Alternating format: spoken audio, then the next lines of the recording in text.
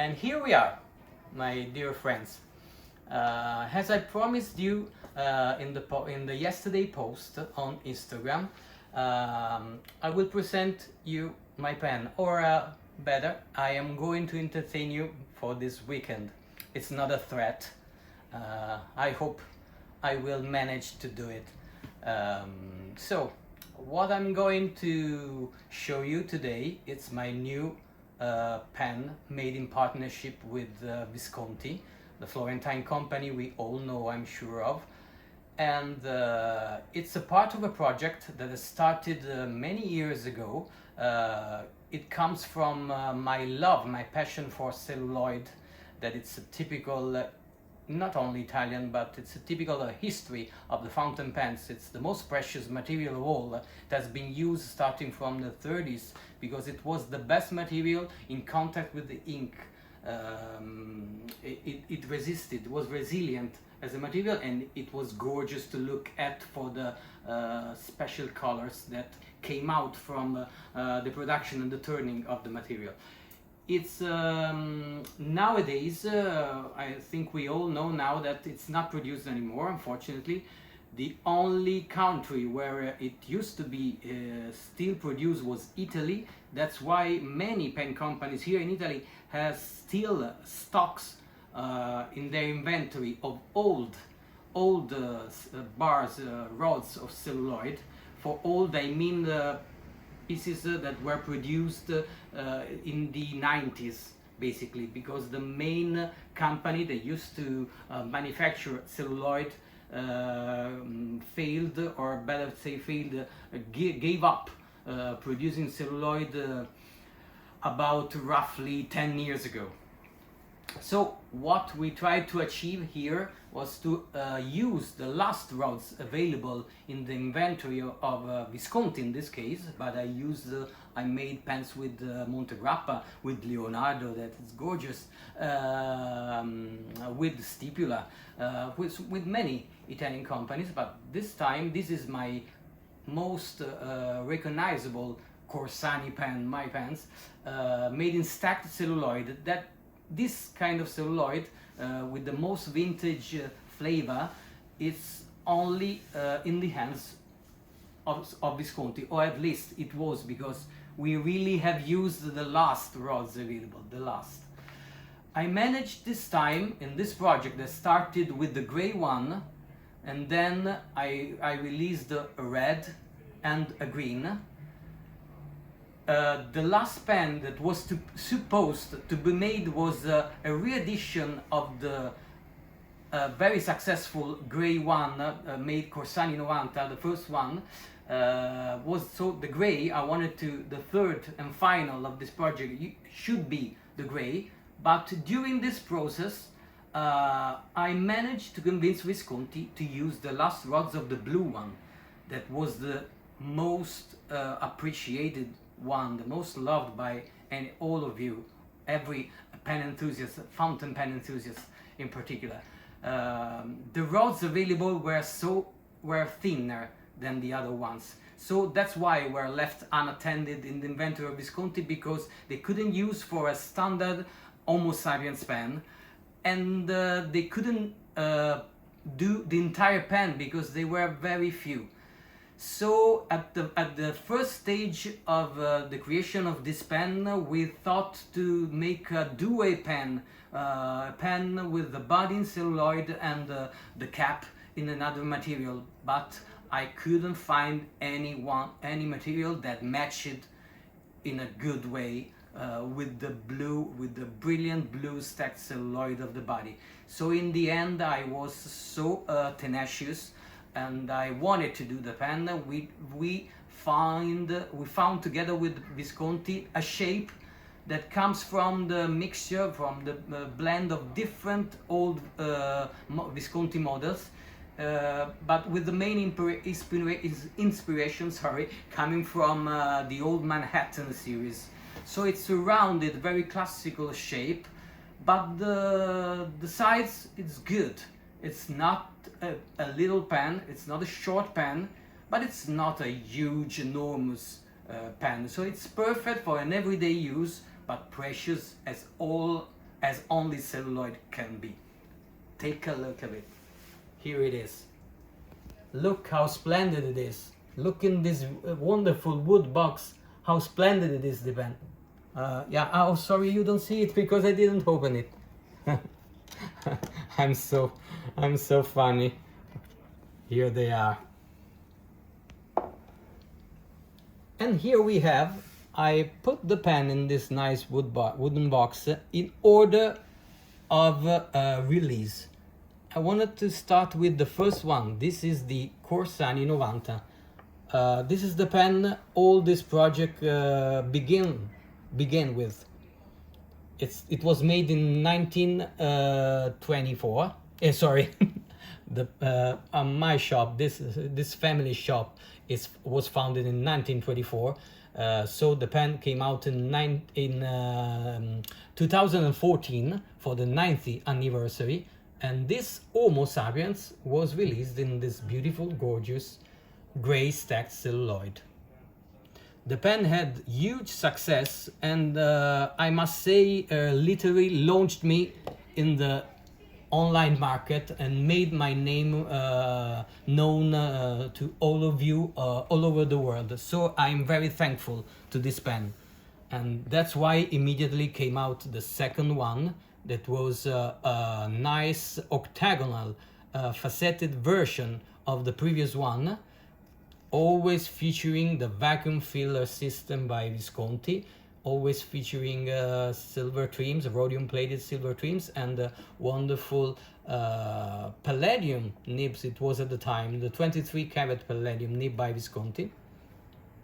And here we are to the most recent ones, when last year I decided to use the last rods before anyone could rob me of the idea, and so I started with the octagonal shape of the red one, made in 50 pieces only, and with two nice little cap bands, a twist closure, and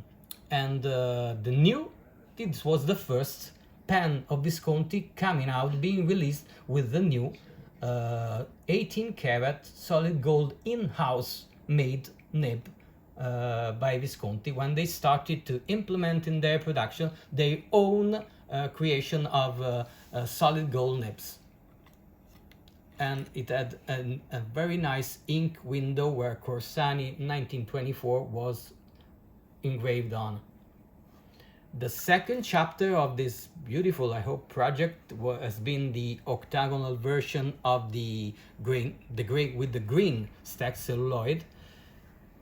Always we have, in this case, we have the classic hook safe system of closure. Just with a half twist you close the pen. It's another patented system by Visconti, and their beautiful new nib, and the very clean shape without any rings. You must know that each of this pen has its particular shape and size. They're very close, but each one is a little different. Why, you would rightly ask? Just because each time we have to adapt to the rods we had left. That was always different, in a little bit in size and shape, in the brilliant, in the colors, but especially in the diameter. That's and the quantity that we had. So basically we had to construct the pen on the rods we had. That's why each one it's a little bit different. I will show you the difference in size shortly, because now we point our attention to the one that is coming, that it's about to come, the newborn, that I wanted to call SOGNO Blue. That means blue dream, because it has always been a dream of mine to use this spectacular blue stacked celluloid.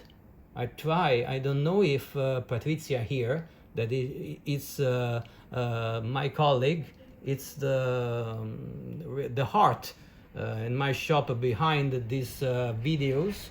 She doesn't want to appear in the videos, but I'm sure that one day I will convince her to be seen, because she's worth she's worth being seen.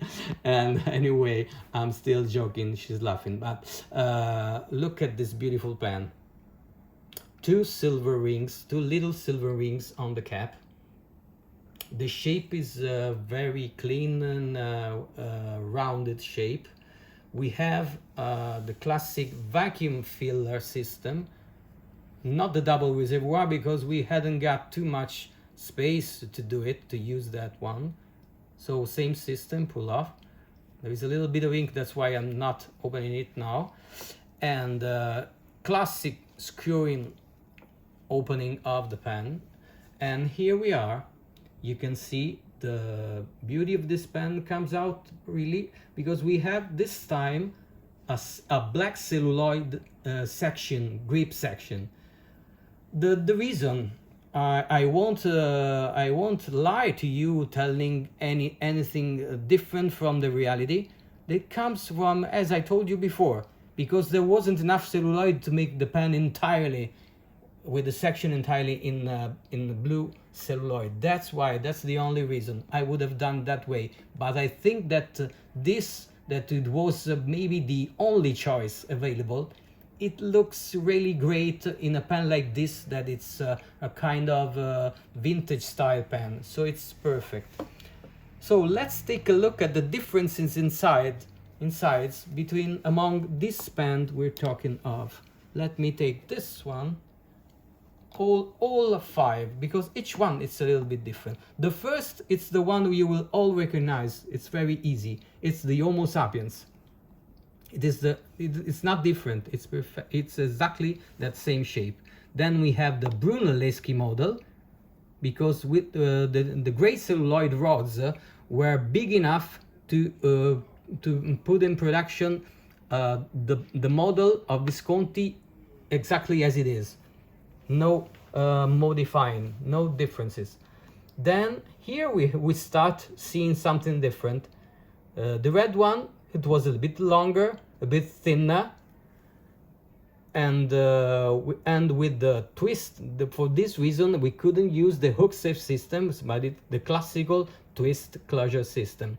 Here with the green one we have another difference. It's a little bit shorter than the classic, sorry, it's not shorter, it's quite as long as the classic Brunelleschi. Here it is. But being a little thinner, we couldn't reproduce this rounded bar shape of the typical cap of the Homo sapiens or the Brunelleschi. So it is an octagonal with, here it is, with a more strict line. And then let's go to the last one that we are going to be released. Here it is. It's the blue one. It's a little bit shorter than the red. It's much longer than the green. And compared to Homo sapiens, maybe it's easier for you because it's the most known by all of you. Here we are, side by side. You can see it's a little bit, maybe 2-3 millimeters longer. It's thinner, but just a bit, not too much. The cap, it's longer. Let's open it.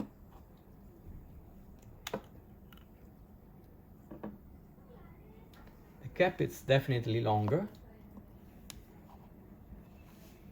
and thinner. Here you can see the difference in the diameter of the two, but it still remains a great pen. And then I want really to show you the nibs. Here we are. And not only this, but especially the difference with the two new ones, the 18 and the 14 karat gold ones. Because here there is another little novelty in this production of mine. In this new blue one, I wanted to use the 14 karat solid gold nib. That, as you can see immediately, the reason was that I love the shape that it's a bit wider here on the shoulders, on the aisles, and so it enhances the beauty of the pen, and it's a little bit softer than an 18 karat, as you will all will, or I think you will all be aware that the 14 karat is many times are softer than an 18 karat. So we have the same width sizes of the 18, so we have extra fine, fine, medium, broad, and a stub 1.3. They all I invite you to take a look at another video that I did before summer, just before summer. In that video I made a lot of writing samples with the new Visconti nibs, so you can have a great insight on how they write. I can only remind you that this new nib by Visconti is a little bit thinner than the typical Western nibs. So even a medium like this, you can see it's nice and wet, nice and wet. It flows perfectly, but it's not a huge medium. So if you really want to have a bigger, broader line, I believe you have to choose the broad nib. That it's not a typical big broad. In fact, I have to tell you that I have already invited Visconti to enlarge, to add some more sizes in their inventory, in their range of nibs, because I think that a double broad, something like a cursive, will surely be appreciated by all of you. So I close the pen and I will show you for the last time this beauty. If Patrizia will be so good at, I would like to show you in the end of this video the nice engraving of the name Corsani, that it's here. I wanted it to be there, but not to be seen immediately. You have to turn the pen, and in the darker side of the pen, on the side of the nib, you can see the, look how beautiful it is, the transparency, and I hope you can see the engraving, probably in this way it's better, of Corsani 1924. That it's not my age, but it's the age of the shop, fortunately for me. And okay, I hope I have not bored you too much. And here we are. I told you that you will have to look at me this time for more. I hope you have enjoyed this little chat, and I think that I will take the invitation that some of you have made to me to make a video each weekend to entertain you for the Sunday, just for a few minutes, because I hope you will have better things to do than look at me. And next time, if I will convince you, I will try for you to have a look at Patrizia, that it's for sure better than me to look at. See you soon, bye.